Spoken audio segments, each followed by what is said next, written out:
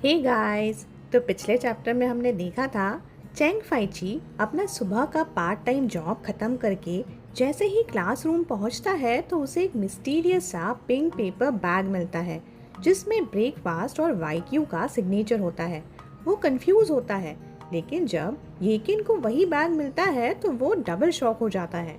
Class में येकिन अपने swag में लियाओ यांग फैंग को ब्रेकफास्ट देने का ट्राई करता है और लियाओ यांग फैंग उसको टीज करता है। बारिश के दिन जाओ फेंग अपना नया प्लान बनाता है जिसमें येकिन को चेंग फाई ची को पटाना पड़ता है। येकिन अपने बालों में हेयर जेल से अपने बाल बहुत ढंग से बना लेता है और फुल स्वैग में कॉन्फिडेंट हो जाता है। जाओ फेंग उसका फोटो चैट रूम में पोस्ट करता है। तो आज हम देखेंगे कि येकिन कैसे अपने होने वाले हबी को चेज करता है। तो चैप्टर स्टार्ट करें तो हम देखते हैं कि साइंस क्लास के सभी बच्चे बारिश में भीगते हुए स्कूल से निकल रहे थे। चेंग फाई ची भी अपनी साइकिल को धक्का मारते हुए भीड़ में धीरे धीरे चल रहा था। दूसरी तरफ येकिन अपनी सिल्वर कूपे में बैठा चेंग फाई ची का इंतजार कर रहा था। आती जाती लड़कियां क्यूरोसिटी से कार की तरफ देखती जाती थीं। येकिन अपनी खिड़की नीचे करते करते इम्पेशेंट होता हुआ सोचता है, अरे आज क्या क्लास 1 बहुत लेट हो गई है।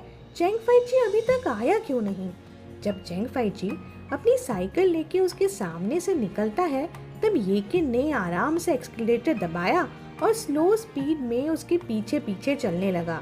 हमारा येकिन तो पूरा स्टॉकर ही बन गया लगता है। बारिश बहुत तेज हो रही थी, इससे रास्ता भी बहुत भीगा हुआ था, इसीलिए चेंग फाइची फुल फोकस से साइकिल चला रहा था और येकिन स्लो स्पीड में फॉलो कर रहा था जैसे वो कोई एंजल गार्जियन हो उसका। लेकिन जैसे ही चेंग फाइची मेन रोड पे टर्न करने लगा, बिना एक बार भी येकिन को देखे, तो येकिन का पेशेंस जवाब देने लगा। तो वो विंडो नीचे करके बोला, हे गाड़ी में बैठ जाओ, मैं ड्रॉप कर दूंगा। चेंग फाइची जो बारिश में भीगता हुआ जा रहा था, अपने चेहरे से बारिश का पानी हाथ से हटाते हुए कहता है, नहीं इसकी कोई ज़रूरत नहीं, थैंक यू। हाय स्टाइल तो देखो बंदे का। और फिर फुल स्पीड में साइकिल के पैडल करता हुआ बिना पीछे देखे आगे निकल जाता है। येकिन ने तो इस रिएक्शन की उम्मीद ही नहीं की थी, ये तो आउट ऑफ सिलेबस था उसके लिए। फिर येकिन ने सोचा, भाई मेरा इतना कूल ड्राइविंग पोस्चर, इतना हैंडसम फेस, और इस बंदे ने देखा भी नहीं। मतलब सीरियसली, क्या बारिश की वजह से मैं उसे दिखा नहीं क्या? पर उसने हिम्मत नहीं हारी, उसने कार और तेज भगा दी और आवाज बढ़ाते हुए बोला, इतनी तेज बारिश हो रही है, लिफ्ट दे दूंगा तुम्हें और तुम्हारी ये खटारा कार भी ट्रंक में फिट हो जाएगी। पर चेंग फाइची ने तो अपना इग्नोर मोड को ऑन कर रखा था, उसके कान में तो जू भी नहीं रहेंगी। वो सीधा स्ट्रेट मेन रोड पे निकल गया।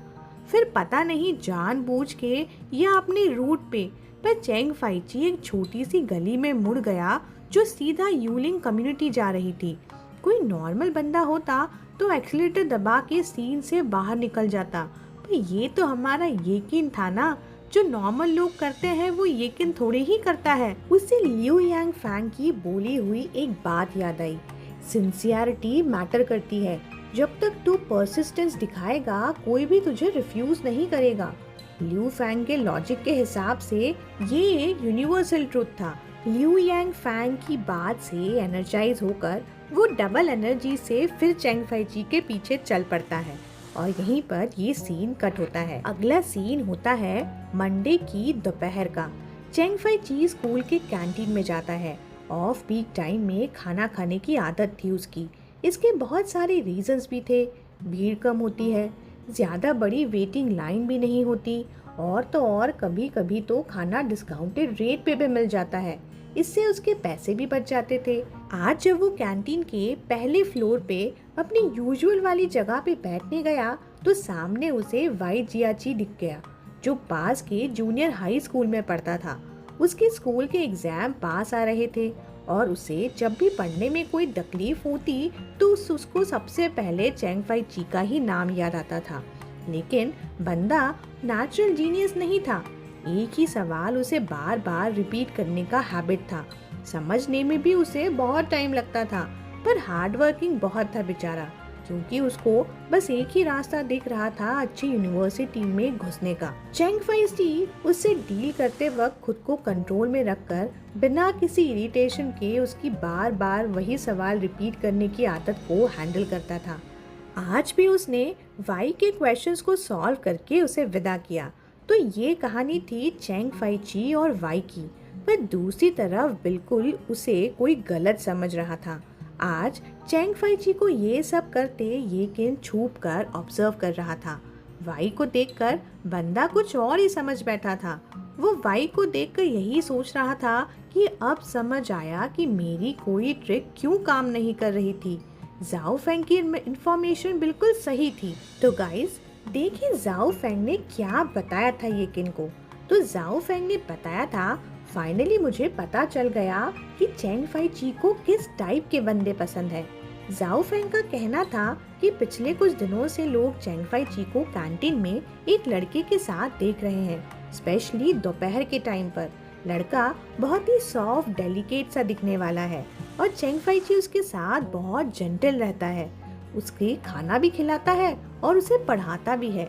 और यहाँ तक कि तो हीरन ने उसे देखा था कि वो उसके लिए बॉटल कैप तक खोल रहा था।